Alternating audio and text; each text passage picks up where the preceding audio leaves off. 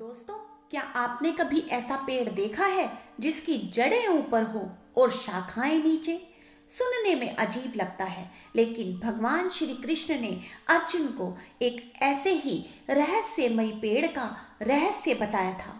उन्होंने कहा, अर्जुन, ये संसार एक उल्टे पीपल के वृक्ष की तरह है, लेकिन आखिर इस पेड़ का मतलब क्या है और कैसे इस रहस्य को जानकर मनुष्य जन्म मृत्यु के चक्र से मुक्त हो सकता है। आइए जानते हैं गीता के 15वें अध्याय का अद्भुत रहस्य। कुरुक्षेत्र के मैदान में भगवान श्री कृष्ण अर्जुन को कहते हैं, अर्जुन, ये संसार एक विशाल पीपल के वृक्ष की जैसा है, जिसकी जड़ें ऊपर परमात्मा में है और शाखाएं नीचे फैली हुई हैं। ये शाखाएं हमारी इच्छाएं, लालच, मोह और आसक्तियां हैं। जैसे एक व्यक्ति दिन रात केवल धन कमाने में लगा रहता है, फिर बड़ा घर चाहिए, बड़ी गाड़ी चाहिए और पैसा चाहिए। उसकी इच्छाएं कभी खत्म ही नहीं होती। ये संसार रूपी वृक्ष की शाखाओं में उलझता चला जाता है। श्री कृष्ण कहते हैं, इस वृक्ष को वैराग्य रूपी तलवार से काटो, यानी कि संसार में रहो लेकिन उसके गुलाम मत बनो।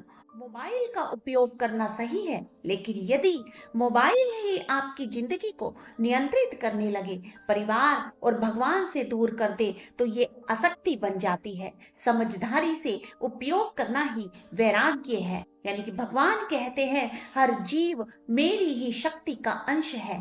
हम शरीर नहीं, आत्मा है। शरीर बदलता है, आत्मा नहीं।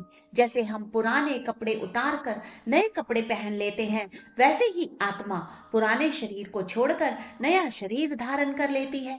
इसलिए मृत्यु अंत नहीं, एक नई शुरुआत है।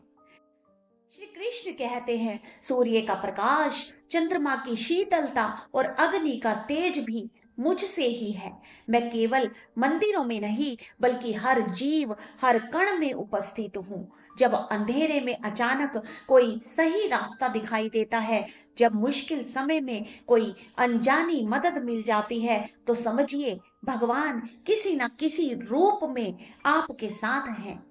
भगवान कहते हैं, मनुष्य के शरीर में भोजन को पचाने वाली अग्नि भी मैं ही हूँ। हम रोज भोजन करते हैं, लेकिन क्या कभी सोचा है कि उसे ऊर्जा में बदलने वाली शक्ति कहाँ से आती है? ये भी परमात्मा की ही व्यवस्था है। फिर श्री कृष्ण अर्जुन को सबसे बड़ा रहस्य बताते हैं। वो कहते हैं, इस संसार में दो प्रकार के जीव हैं, एक नष्ट होने वाले यानी क्षर और दूसरे अविनाशी आत्मा यानी अक्षर। लेकिन इन दोनों में मैं ऊपर हूं, पुरुषोत्तम यानी संपूर्ण सृष्टि का स्वामी। अगर आप केवल धन, प्रसिद्धि और भौतिक वस्तुओं के पीछे भागते रहेंगे, तो कभी सच्ची शांति नहीं मिलेगी। लेकिन यदि आप अपने असली स्वरूप और आत्मा को पहचान लेंगे और भगवान से जुड़ जाएंगे, तो जीवन का डर समाप्त हो जाएगा। ये सबसे बड़ा संदेश है इस अध्याय का। तो दोस्तों, गीता का 15वां अध्याय हमें सिखाता है कि ये संसार एक स्थायी पड़ाव है। हमारा वास्तविक घर तो परमात्मा के पास है। धन, पद और प्रसिद्धि यहीं पर रह जाएंगे, लेकिन अच्छे कर्म, भक्ति और आत्मज्ञान हमारे साथ जाएंगे। याद रखिए, जो स्वयं को केवल शरीर समझता है, वो संसार में भटकता रहता है, लेकिन जो स्वयं को आत्मा समझ लेता है, वो परम शांति प्राप्त कर लेता है। तो यही है गीता का 15वें अध्याय का संदेश। तो मिलते हैं फिर नई वीडियो के साथ। तब तक के लिए जय श्री कृष्ण, जय श्री राधे।